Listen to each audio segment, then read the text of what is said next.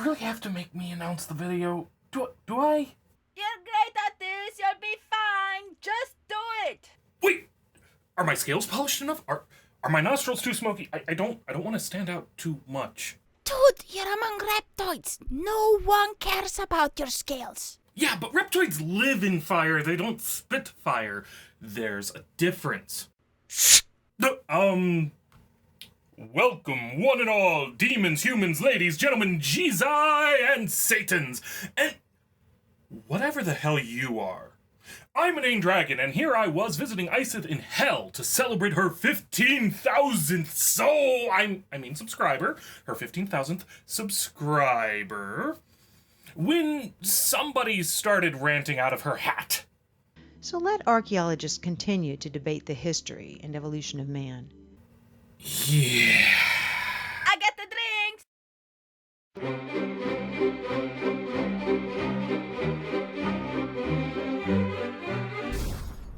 Have you ever wondered why schools teach so little, if anything, about the world's first advanced civilization?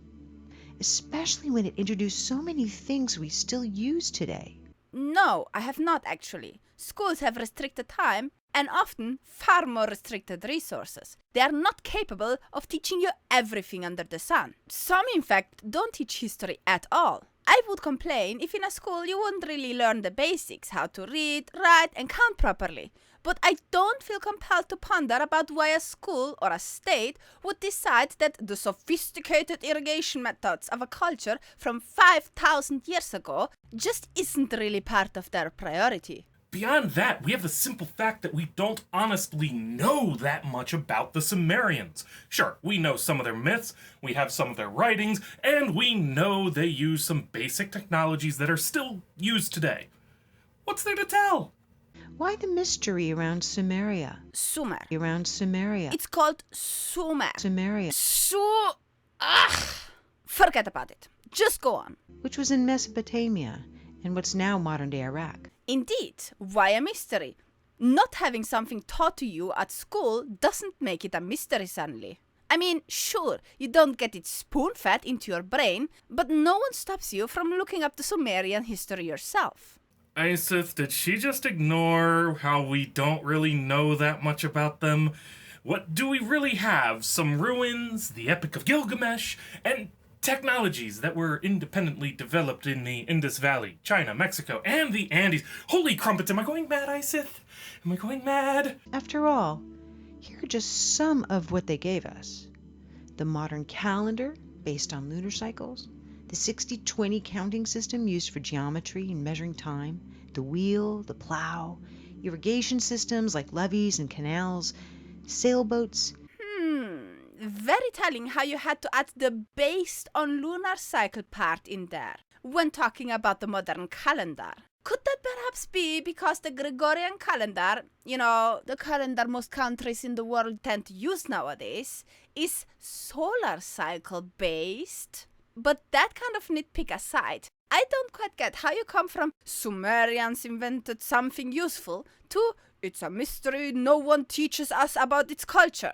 One just doesn't follow from the other. Calling out the difference between the Gregorian solar calendar and the Sumerian lunar calendar is no nitpick, Iseth. The differences between any lunar and solar calendar are massive. What's more, our Gregorian calendar is a modified Julian calendar, which is a modified Roman calendar. The origins of the Roman calendar are lost in history, but it's improbable that it originated with the Sumerians, since even the week was premised off of Roman market days and religious festivities, something they did not share with the Sumerians. Because, well, they didn't have a marketplace in the city of Rome, or the same religious mythos as the Romans. Very true. Besides, China had gunpowder and compasses much earlier than the West did, and they are the reason we use toilet paper nowadays. So is it now suddenly a mystery that we don't learn much about ancient China? The usefulness of an invention has very little to do with the culture that surrounds it. The culture might encourage or stifle certain inventions, but inventions don't give a culture credibility. We don't have light bulbs because God said, let there be light. We don't have vaccines because evil genes kept possessing us. And if we looked up the Gallup poll of 2017 about creationism in the US, we would probably not come to the conclusion that we deliberately genetically modified crops to be more resistant to parasites. And China also independently developed irrigation canals, riding the wheel, the plow, levees, and sailboats. So who cares about Sumer? The Indus Valley had indoor plumbing, a technology the Sumerians never accomplished.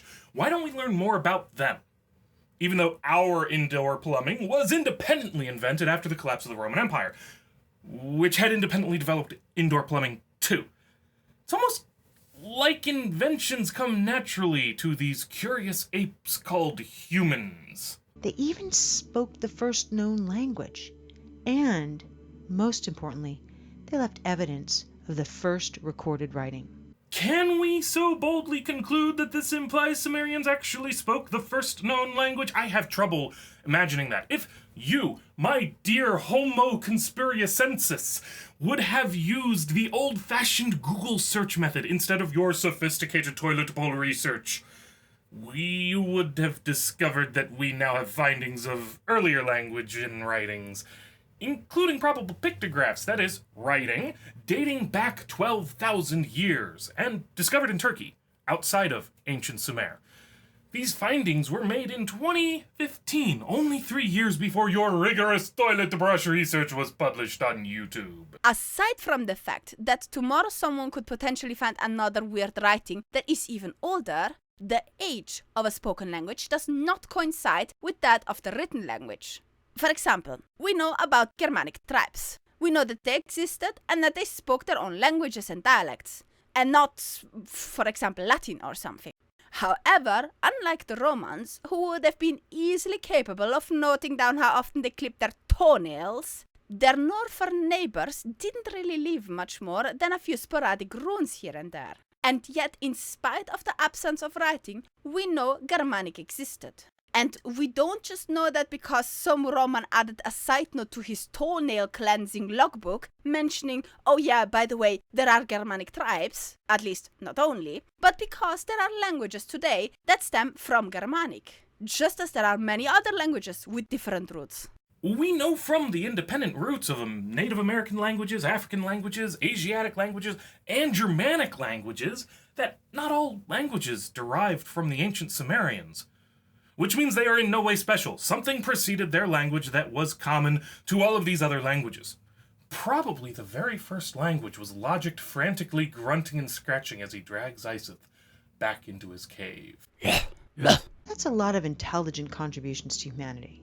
So why aren't we taught more about this clearly advanced and influential civilization? Well, connect the dots, and you'll discover why the omission could be deliberate. Okay, so there is an ancient culture that we believe made modestly huge advances in the early times of human civilization, and it doesn't get taught in school since it doesn't really help people nowadays to get on with their lives all that much. And therefore it gets omitted from the curriculum deliberately. There, see? Connected the dots. Wasn't really that hard, was it? But those aren't really the dots you want us to connect, are they? Iseth, you aren't thinking big enough. You mean they did so to hide secret velvet cookie recipes? No, Iseth. Even bigger. No, the cookie is a lie? Not only is the cookie a lie, but Sumer was just a fairly typical ancient civilization that mirrors other equally advanced civilizations with as big or bigger impacts on modern humanity, which clearly makes Sumer super important because she found some bullshit reinterpreting their myths with her toilet brush.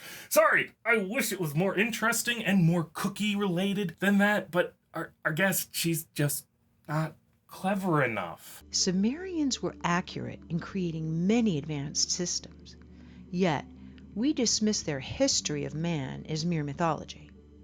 And why is that? We don't sit there saying that it is a myth that Sumerians were making wheels and using calendars. And we also don't sit there saying that it is a myth that Romans were building aqueducts. What we do consider mythological are the Sumerians' ideas of gods, their origins, or other woo-woo they came up with. And that is because they are, in fact, myths. Wait, Are you saying that all of those stories from around the world about dragons are just stories? Did you just assume my species? Well, if we gave the same credibility to their written history as we've given their inventions, we'd be teaching a completely different version of our origins. And we'd be thinking a lot more about what our future may hold. I have to agree with you on that one. We would definitely live in a very different world if we took all myths as factual. A creepy world.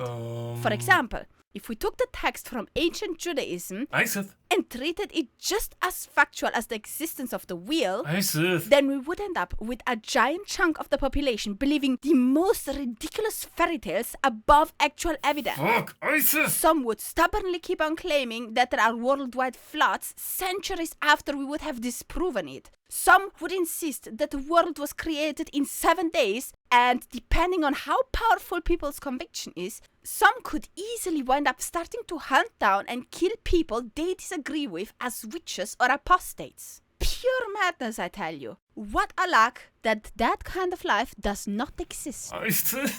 However, no matter if we followed Judaic myths or Sumerian myths or Harry Potter myths, we would still just be settling for a myth and not the actual truth. ISIS, damn! We call them American evangelicals, and those Ken Ham-loving bastards make up nearly half our population. I wish I were lying. I wish I were kidding. But on this point, I have to side with the interloper. Their bullshit is at least as valid as the crap the average American believes. Of course, that makes it completely irrelevant to the actual known facts. So let archaeologists continue to debate the history and evolution of man. If you go to the source, here's what the first civilization ever to record history revealed about our past. Hold up. Archaeologists debate the evolution of man? Surely she means biologists, right? I'm not going crazy. You're going crazy. She did indeed say that. Yeah. Besides, let those silly archaeologists people deal with digging out stuff and dating it and all that nonsense. We do not need that. We go to the true source of knowledge. The Bible. Oh, no, wait, that wasn't it. The Quran. No, wait. No. Oh, now I got it. The Sumerian stone plates. Yes, the ultimate truth. What could possibly go wrong with that? In 1849, a British archaeologist discovered 14 tablets in Sumeria. To date, these are the oldest known writings, and they date back to the 24th century BC. Well, so we have a date, a number of found stone tablets, and an ominous nameless person from Britain who supposedly was digging them up. If that isn't for a source sighting, I don't know what is. However, since right after that you say this... While the stories on them share much of what other ancient writings say, they put a whole new spin on the other ancient sacred texts. I figured I'll just try to find out more about this ominous Brit myself, and his tablets. To my utter surprise, not really, the vast majority of pages I found were weird alien conspiracy websites which could neither agree on the number of tablets nor on the researcher's name. Needless to say, I found no proper source. So instead, I looked up Sumerian origin myths. And I found out that the earliest record of Sumerian creation myth is called the Eridu Genesis, and it is written on tables that are dated around 1600 BC, not 2400. And the historian who translated them was apparently a man called Thorkild Jacobsen, who was Danish, not British. And I totally butchered that name. I'm so sorry, Mr. Jacobsen. Eventually I got bored and I used my most efficient super secret searching tool for it. In a dragon. As expected, he was able to find the British needle in the Sumerian haystack and found out that the culprit whose claims get abused so much was a man called Austen Layard, who in 1849 discovered the library of Ashurbanipal. It does indeed contain Sumerian writings, however they are from the 7th and 8th century BC, not the 24th. It would be so easy for those people to cite proper sources, but when dealing with weird, dodgy claims, very often the source is not cited at all, or butchered to the point where tracing it down becomes at best a waste of time, and at worst, utterly impossible. Why should I believe a claim that has no clear evidence to back it up? Why should I be the one who has to dig up sources for something someone else wants me to believe? There is a very, very good reason for why claims without evidence can be dismissed without evidence. And this is one of them. You know, Iseth, I don't think she heard me when I mentioned the new pictographs found in Turkey. Besides, who cares that they made up the claim? Even if it were the oldest known writing, it doesn't make it the oldest, or the most correct, or, well, anything, really, other than the oldest known writing. While the stories on them share much of what other ancient writings say, they put a whole new spin on the other ancient sacred texts. You see, while they do refer to a father of all beginnings, or some kind of ultimate supreme being, the tablets say that the creators in Genesis, the Garden of Eden, Adam and Eve, these were polytheistic gods of ours, otherworldly beings, or just plain out, they were aliens. Whoa. Hold on there, calm down, pull your brakes, hold your horses, cool your jets, and keep that flat earth from spinning, please. What did you just say? Adam and Eve are gods? And gods are totally the same thing as aliens? Just... You broke my brain, man! Iseth, you brought me into an ancient alien sketch. Do you know how much bourbon I charge for ancient aliens? I'm pretty sure Walmart isn't paying Logic enough to cover this. The entire first two tablets explain who they were and where they were from. Tablet 3 tells of the 6 days of creation, or settlement, on Earth. I did actually find a translation of the Sumerian origin and flood myth that I think you are referring to. The link is in the description if anyone is interested and wants to look it up themselves. This is part of what it says. The first 36 lines are missing, and then it goes on, I will, ... the perishing of mankind. For Nintur, I will stop the annihilation of my creatures, and I will return the people from their dwelling grounds. Let them build many cities, so that I can refresh myself in their shade. Let them lay the bricks of many cities in pure places. Let them establish places of divination in pure places. And when the fire-quenching ... is arranged, the divine rights and exalted powers are perfected, and the earth is irrigated, I will establish well-being there. And after An, Enlil, Enki, and Mr. Unpronounceable Name Guy had fashioned the black-headed people, they also made animals multiply everywhere, and made herds of four-legged animals exist on plains, as is befitting. Then approximately 32 lines missing again.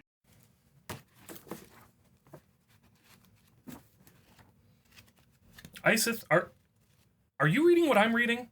I do. It kind of reads like a standard creation myth that doesn't really tell us that much significant, does it? Yeah, sounds like there's even people predating the gods making black-haired people. Weird, isn't it? Of course, we're missing so much from these fragments that we don't really know what they're saying. Do you think they had cookies? Yes, they had cookies. Later, they explain how the human race was genetically manipulated by these beings and did not evolve randomly. Even the technology Sumerians gave us came from these beings. Are you interested now in knowing more about what the Sumerians had to say about our history? No! I'm not doing this! I'm not going to keep listening to this woman's insanity! Evolution isn't random in the first place, and there's no justification in saying that our genetics was manipulated by extraterrestrials! It doesn't fit with anything we know from the fossil record or from genetics. It's under tripe! And we've already covered how the technology isn't unique to the Sumerians, but independently developed in multiple places around the globe. The timelines for all this horse shit doesn't even match up. Besides, If we had aliens bootstrapping our technology, why not hydrogen fuel cells, modern mining equipment, indoor plumbing, electricity? Why help humans scratch in the dirt a little better when you could give them all of the technology of the 21st century without their ability to challenge your alien capacity to travel through space and rewrite genetics? Here are selected legends from the 14 tablets and their parallels with other ancient sources. According to the Sumerian tablets, 445,000 years ago, creator gods, as they call it, came to Earth. The only inhabitants of Earth were wild and undomesticated animals, and early ancestors of man. These beings were called the Anunnaki, which means those who from heaven to earth came. The Anunnaki inhabited a distant orbiting planet called Nibiru, which only entered our solar system every 3,600 years. I don't mean to be pedantic. Okay, of course I do. But if Nibiru only enters our solar system every 3,500 years, then it's not really orbiting our sun, is it? Do you mean that it reaches its perihelion only once every 3,600 years? Then again, I suppose this gets into how we define the border of our solar system. Should we use the distance to the furthest object orbiting the sun at aphelion? Or should we use the outer edge of the heliopause, that bubble of charged particles pushed against the pressure of the interstellar gas by the solar wind? Sorry, Iseth, I know it's pretty tangential, but I thought your viewers deserved at least a little actual factual information in exchange for listening to this psychobabble. Alright, so now that we at least got some of the brain cells back that we have lost so far, let us listen to this again.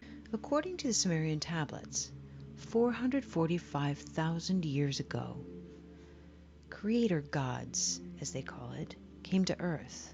So from a tablet that tells you creator gods came from the heavens to Earth, you conclude that 445,000 years ago, a number you pulled out of your rather unpolished posterior, by the way, there were aliens coming to Earth, and then you conclude there is a planet that visits the solar system, or something, every 3,600 years.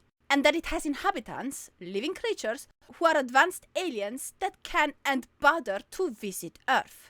Aside from the fact that no such planet has ever been found, I would be very curious as to what this planet orbits around, since it appears to revisit us every so and so often. I would also like to know how high their heating bill is, because considering how cold Pluto is, living even further away must be a bit of a nightmare. That alone is already so far-fetched that it makes the Jesus zombie apocalypse seem like actually realistic. But then you go on. The only inhabitants of Earth were wild and undomesticated animals, and early ancestors of man. Now, either this refers to your 445,000 years ago, in which case you imply that they waited good 400,000 years to actually do anything on the planet, because after all, there were no Sumerians around 445,000 years ago. Or, since you make the claim that Sumerians were so super advanced, you probably mean they only interfered much later. So assuming you mean they tinkered around with humans at the time of the Sumerians, then that would mean that 3,600 years ago, people started taming animals. Problem is that there are findings of domesticated animals far earlier than that. And not necessarily in Sumer either. We find domesticated dogs as early as 13,000 BCE, if not earlier. The first tamed goats appear around about 10,000 BCE, and so on. Which does not only mean that your undomesticated animal assertion is wrong, but it also means that people were smart enough to tame animals many thousand years before your imaginary alien invasion even happened. These beings were called the Anunnaki, which means those who from heaven to earth came. The Anunnaki inhabited a distant orbiting planet called Nibiru, which only entered our solar system every 3,600 years. So, aliens from planet Permafrost that every 3,600 years orbits close to our solar system, which, as the name points out, is a rather poorly defined location, decide to take their super fancy advanced spaceships to fly all the way to Earth, because reasons. And then they modify us humans to get like hair apparently and domesticate animals, something which we already knew how to do. Then they give us primitive tools which other humans easily came up with by themselves. And that is so convincing and awesome to you that you want it taught at schools? Sorry, but no. They describe Nibiru as many times the diameter of Earth and abundant with iron oxide, making its rivers and lakes appear red. I sincerely doubt that the tablets say any such thing. Got some citations for that? Besides, what's a little rust in the rivers to beings with godlike technology? Certainly, they could extract the iron for manufacturing and convert the oxygen they freed up into something useful. They could use it to burn hydrogen to generate water and energy, or to meet their breathing requirements on long space voyages. Heck, if they have an atmosphere problem with, say, I don't know, a depleted ozone layer, it'd be trivial to convert the freed up oxygen into ozone, then seed the sky with it to repair that damage. But inane, what if they leave it like that on purpose? What if they simply find the redness of the rivers pretty or something? That aside though, what else are these rivers actually made of? That they manage to flow in a place that is usually so far away from the sun that it would make the frost of the rivers frost freeze. Because it certainly is not water. Now a side note about Nibiru. According to the tablets, Nibiru's atmosphere began to deteriorate and become a hostile place for life, and in order to restore it, the Anunnaki needed one important element for their atmosphere: gold. No, they need oxygen to make ozone, like I said earlier. Or they could just stop using CFCs. If they have an actual, functional biosphere, the ozone should replenish itself. Us mere humans figured that one out in the 90s, so what's their problem? Though I doubt that any of this could be true, as they're so far away from the sun that they should be receiving, well, too little heat energy to have ever evolved a functional biosphere, let alone a scientifically advanced race of beings capable of interplanetary travel. You do know that we need the heat energy of the sun in order to make life on Earth viable, right? And that a planet orbiting well beyond Pluto wouldn't have any such thing? Goldilocks zone. Google it. We'll wait. No, we won't. Besides, I bet they would go on the internet, find some random article that says we can ignore the Goldilocks zones, such as this Daily Mail article talking about life underneath the surface of a planet, and then keep on spewing their madness. They would completely ignore the fact that the Daily Mail is not a science journal, the fact that life is not equivalent to intelligent life or intelligent species, and the fact that the article itself talks about a 10 times wider radius, which certainly does not leave the solar system by any stretch, and that if Nibiru aliens would exist under the surface, the whole atmosphere excuse would be utterly useless. Do you want another drink? Perhaps two? Now here are a few interesting facts. There is proof that gold nanoparticles can be used to repair our damaged ozone. It shields radiation, which explains why NASA uses gold foils in their space stations. See, you're demonstrating that you don't understand what's going on. Gold can be used to reflect radiation, yes. But it wouldn't just reflect the rays that ozone does. It would reflect them all, across the whole spectrum. For what you're talking about, they'd be better off directly synthesizing ozone. It's a lot cheaper than organizing an interplanetary mission to enslave a genetically modified race to mine pathetically small amounts of gold using Bronze Age equipment, especially with all of that ferrous oxide lying around being useless. While NASA's currently aware of 8 official planets in our solar system, there has been much speculation about the wobbly orbit of 2 planets, which points to the likely gravitational pull of a very large mass, which has yet to be discovered. You're talking about Planet 9, which doesn't fit any of the stuff you've talked about so far. If it exists, it wouldn't have a perihelion close enough to Earth to be considered in any way proximate to Pluto. Never mind Earth. Nor is its proposed orbital period short enough to bring it to perihelion every 3,600 years. And lastly, it would be so massive as to ensure that even if it were in the sun's Goldilocks zone, it would have such a high gravity that complex life capable of spaceflight would never develop. Have you even begun to calculate the escape velocity for their version of the Apollo mission? Never mind the energy requirements to escape the gravitational pull and then travel the, at best, 30 billion or so kilometers between Planet 9 and Earth at the former's perihelion, and that assumes both planets on the same side of the sun at the same time. You realize this is a distance best measured in light hours. It takes light, almost 28 hours to travel the kind of distance that we're talking about. The kind of energy required is not just to make this trip once, but to make it twice, with massive enough ships to carry not just one or two explorers, but significant shipments of gold, is so ridiculously large that they could synthesize the gold through nuclear processes for less. And again, cheaper still, they could make ozone from the rust they've got polluting their rivers! Now, detection of this mass traces back decades, but in October of 2017, NASA published an article called "The Super Earth That Came Home for Dinner," stating, there are now 5 different lines of observational evidence pointing to the existence of Planet 9. If you were to remove this explanation and imagine Planet 9 does not exist, then you generate more problems than you solve.